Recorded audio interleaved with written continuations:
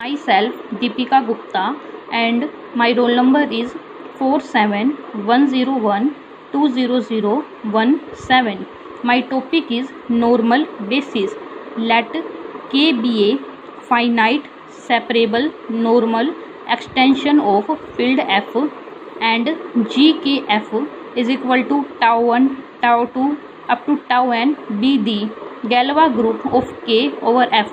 यहाँ पर हमने K एक फाइनाइट सेपरेबल नॉर्मल एक्सटेंशन ली है और फील्ड F की, एंड GKF एक गैलोवा ग्रुप है जिसमें tau 1, tau 2 up to tau n elements है. If x belonging to K then a basis of the form tau 1x, tau 2x up to tau nx for K over F is called a normal basis of K over F.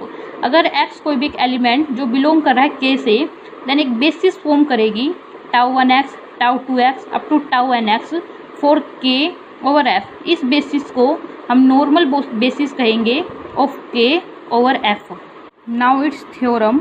Late K be a normal separable extension of F of finite degree n with Galois group G is equal to tau 1, tau 2 up to tau n.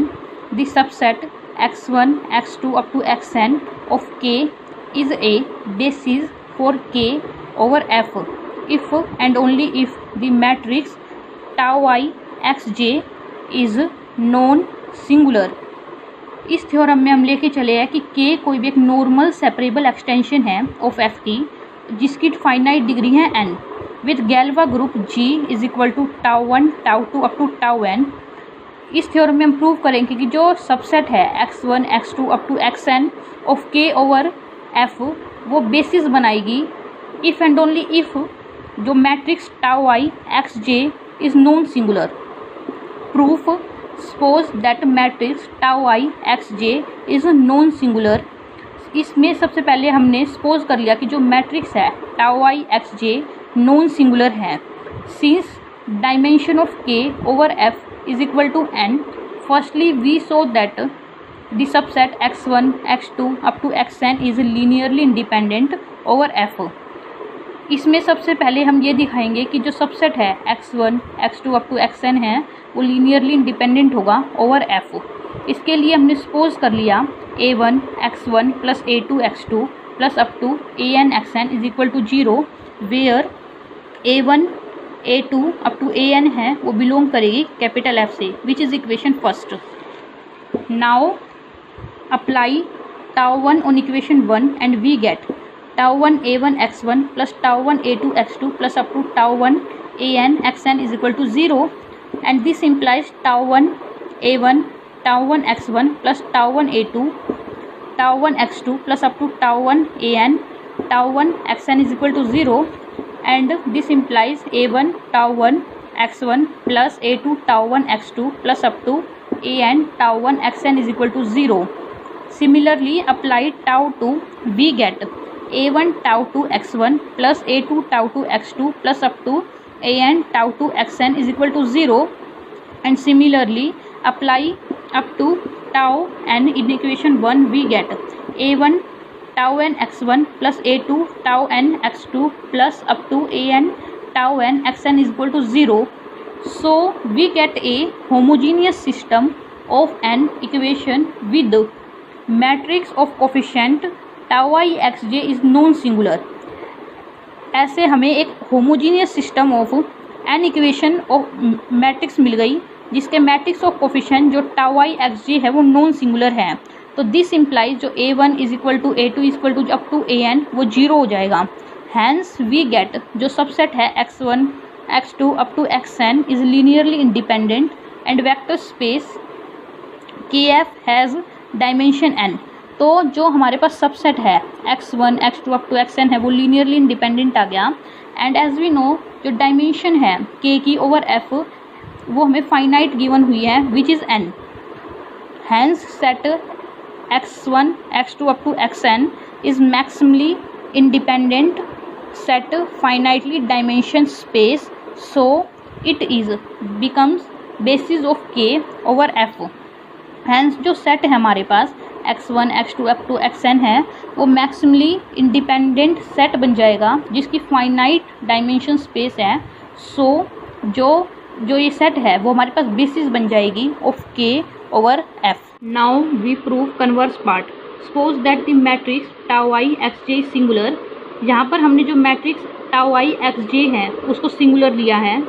It follows from the theory of homogeneous system of equation that there exist elements alpha 1 alpha 2 up to alpha n of k not all zero such that.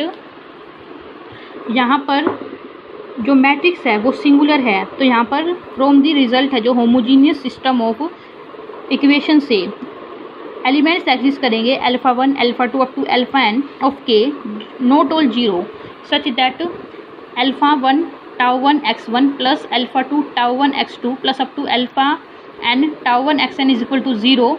Alpha 1 tau 2 x1 plus alpha 2 tau 2 x2 plus up to alpha n tau 2 xn is equal to zero up to tau 1 alpha n x1 plus tau 2 alpha 2 tau n x2 plus up to alpha n tau n xn is equal to zero. इन equation को हमने general form में लिख दिया alpha 1 tau I x1 plus alpha 2 tau I x2 plus up to alpha n tau I xn is equal to zero where I is equal to 1 2 3 up to n which is equation second. Now we have a result. By use of result, let k be a field and let tau 1 tau 2 up to tau n be distinct automorphism of k, then they are always linearly dependent. हमारे पास एक result होता है कि अगर k कोई भी field है and tau 1 tau 2 up to tau n उसकी डिस्टिंक्ट ऑटोमॉर्फिज्म्स हैं k की, देन वो हमेशा लीनियरली इंडिपेंडेंट होती है। If tau 1 alpha plus tau 2 alpha plus up to tau n alpha is equal to 0 for every alpha belonging to k, then tau 1 tau 2 up to tau n are linearly dependent, which is the contradiction with the fact that tau 1 tau 2 up to tau n are linearly independent. अगर हमने ले लिया कि जो tau 1 alpha plus tau 2 alpha up to tau n alpha equal to 0 है for every alpha belonging to k, हर एक alpha belong कर रहा है के से, देन जो tau 1 tau 2 up to tau n है वो लीनियरली डिपेंडेंट होगा। लीनियरली डिपेंडेंट होगा वो कॉन्ट्राडिक्शन है क्योंकि ऊपर हमने कहा था यहाँ पर कि अगर tau 1 tau 2 up to tau n distinct automorphism है then they are always linearly dependent. तो ये है जो यहाँ पर लीनियरली डिपेंडेंट है तो उसके साथ कॉन्ट्राडिक्शन कर गया। So there exist alpha belonging to K such that tau 1 alpha plus tau 2 alpha plus up to tau n alpha is not equal to 0 which is equation star. So यहाँ पर एक alpha element exist belong कर जाएगा k से such that tau 1 alpha plus tau 2 alpha plus up to tau n alpha वो not equal to 0 होगी। If alpha k अगर कोई भी एक नॉन जीरो एलिमेंट है सो इट्स इन्वर्स एग्जिस्ट, तो उसका इन्वर्स एग्जिस्ट करेगा and multiply equation second by alpha k inverse and we obtain. जो इक्वेशन सेकंड थी इस इक्वेशन को हम मल्टीप्लाई कर देंगे अल्फा के इनवर्स से तो हमें क्या ऑब्टेन करते हैं alpha k inverse alpha 1 tau I x1 plus alpha k inverse alpha 2 tau I x2 plus up to alpha k inverse alpha n tau I xn is equal to 0 which is equation third where I की value is equal to 1 2 3 up to n तक। Take tau i inverse both side of equation third, we get third equation के दोनों side tau i inverse ले लेते हैं हम। Tau i inverse alpha inverse k alpha 1 x1 plus tau i inverse alpha k inverse alpha 2 x2 plus up to tau i inverse alpha k inverse xn alpha n xn is equal to 0 which is equation fourth where I is equal to 1 2 3 up to n. Adding all these n equations we get summation I is equal to 1 to n summation j is equal to 1 to n tau I inverse alpha k inverse alpha j xj is equal to 0. We know that tau I runs through group G, so G inverse is equal to G, hence tau I inverse runs through group G.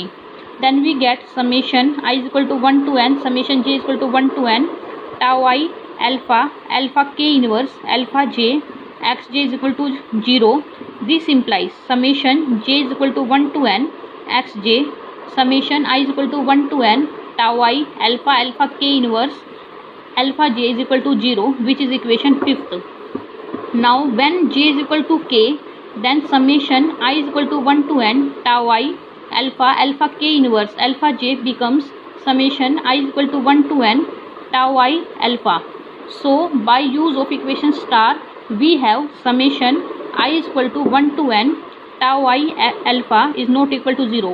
जब हमने j is equal to k लिया तो ये equations है, यहाँ से ये equation है वो बन गई summation i equal to 1 to n tau i alpha, and by equation use of equation star से we have summation i equal to 1 to n tau i alpha है वो नॉट इक्वल टू 0.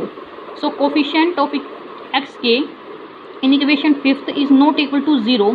तो यहाँ equation from 5th से हम देख सकते हैं कि जो कोफिशिएंट एक्स के का वो not equal to 0. Hence this set x1 x2 up to xn है वो लीनियरली डिपेंडेंट है over f and so does not form a basis. जो ये सेट है वो हमारे पास आ गया लीनियरली डिपेंडेंट, तो वो बेसिस फॉर्म नहीं कर सकता. So matrix tau I X J है वो हमारे पास आ गई non singular, hence proved. Thank you.